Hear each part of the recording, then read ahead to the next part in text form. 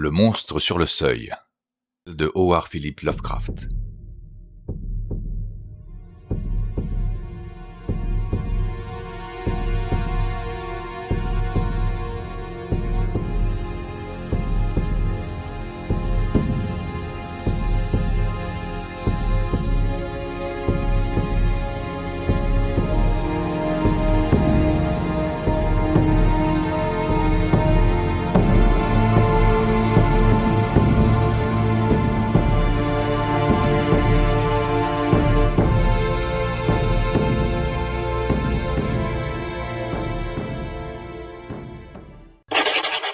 Il est vrai que j'ai logé 6 balles dans la tête de mon meilleur ami.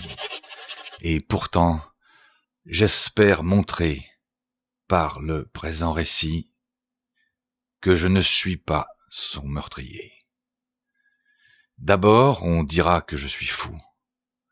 Plus fou que l'homme que j'ai tué dans sa cellule, à la maison de santé d'Arkham. Plus tard, certains de mes lecteurs pèseront chaque déclaration, la rapprochant des faits connus, et se demanderont comment j'aurais pu juger autrement que je ne l'ai fait, après avoir regardé en face la preuve de cette horreur, ce monstre sur le pas de la porte.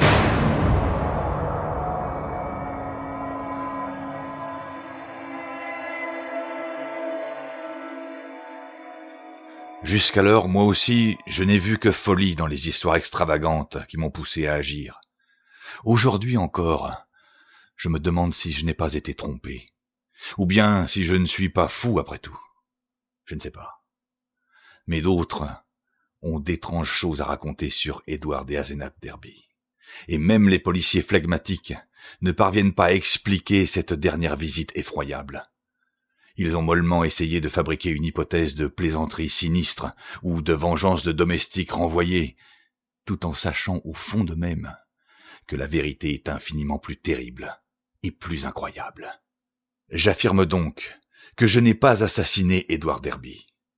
Je dirais plutôt que je l'ai vengé, et que ce faisant, j'ai purgé la terre d'un fléau qui aurait pu par la suite déchaîner sur le genre humain des épouvantes indicibles.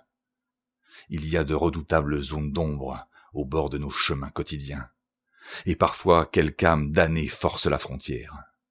Quand cela arrive, celui qui le sait doit frapper avant de se soucier des conséquences.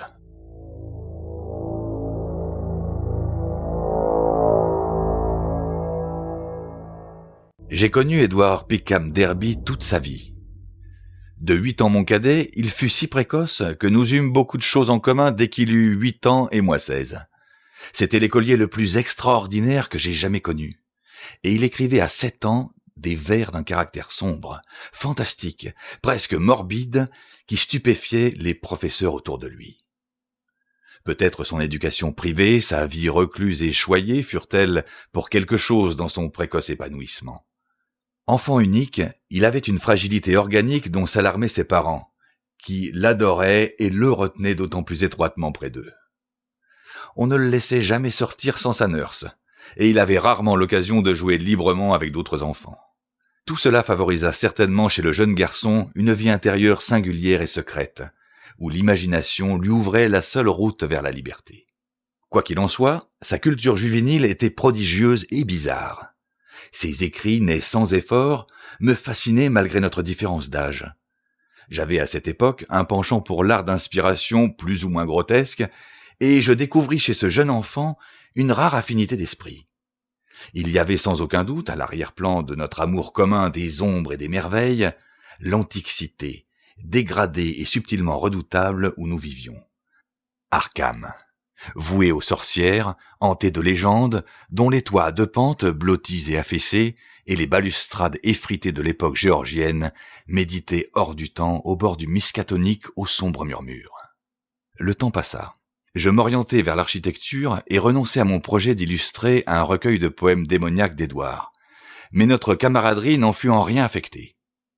L'étrange génie du jeune Derby s'épanouit remarquablement. Et dans sa 18e année, son recueil de poèmes cauchemardesques fit vraiment sensation quand il parut sous le titre « Azathoth et autres horreurs ». Il entretenait une correspondance suivie avec le fameux poète baudelairien Justine Geoffrey, qui écrivit Le peuple du monolithe et mourut en hurlant dans une maison de fous en 1926 après sa visite d'un village hongrois de sinistre renommée. En matière d'indépendance et de vie pratique, Derby avait en revanche un retard considérable du fait de son existence choyée. Sa santé s'était améliorée, mais ses habitudes de dépendance puérile étaient encouragées par des parents exagérément protecteurs, de sorte que jamais il ne voyageait seul, ne prenait de décisions personnelles, ni n'assumait de responsabilités. Il apparut très tôt qu'il ne serait pas de taille à se battre en affaires ou sur le plan professionnel, mais la fortune familiale était assez solide pour que cela ne fût pas dramatique. Parvenu à l'âge d'homme, il gardait un air faussement enfantin. Blond aux yeux bleus, il avait le teint frais d'un enfant, et la moustache qu'il essayait de faire pousser ne se discernait qu'à peine.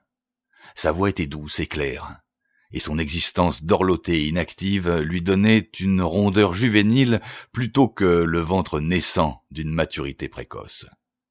Il était de bonne taille, avec un beau visage, qui en eût fait un grand séducteur si sa timidité ne l'avait retenu dans les études livresques et l'isolement. Ses parents l'emmenaient chaque été à l'étranger, et il assimila très vite les aspects superficiels de la pensée et les formes d'expression européennes. Son talent dans la ligne de peau tourna de plus en plus au style décadent. Une autre sensibilité et d'autres aspirations artistiques commencèrent à s'éveiller en lui. Nous avions à cette époque de grandes discussions. J'avais fait mes études à Harvard, puis dans un bureau d'architecte à Boston, je m'étais marié et j'étais enfin revenu à Arkham pour y exercer ma profession, installé dans la demeure familiale de Saltonstall Street depuis que mon père vivait en Floride pour sa santé. Edward venait presque chaque soir, si bien qu'à mes yeux, il faisait partie de la maison. Il avait une manière personnelle de sonner ou de frapper qui devint un véritable signal codé, et le dîner fini, je guettais les sons familiers. 3 coups brefs, suivis de 2 encore après une pause. Plus rarement, j'allais chez lui, et regardais avec envie les livres mystérieux de sa bibliothèque qui grandissait sans cesse. Derby étudia à l'université de Miskatonic à Arkham, car ses parents ne lui auraient pas permis de vivre en pension loin d'eux. Il y entra à 16 ans et termina ses études 3 ans plus tard, s'étant spécialisé en littérature anglaise et française. Nous espérons que vous avez apprécié cet aperçu. Pour continuer à écouter ce livre audio sur Google Play Livres, utilisez le lien dans la description de la vidéo.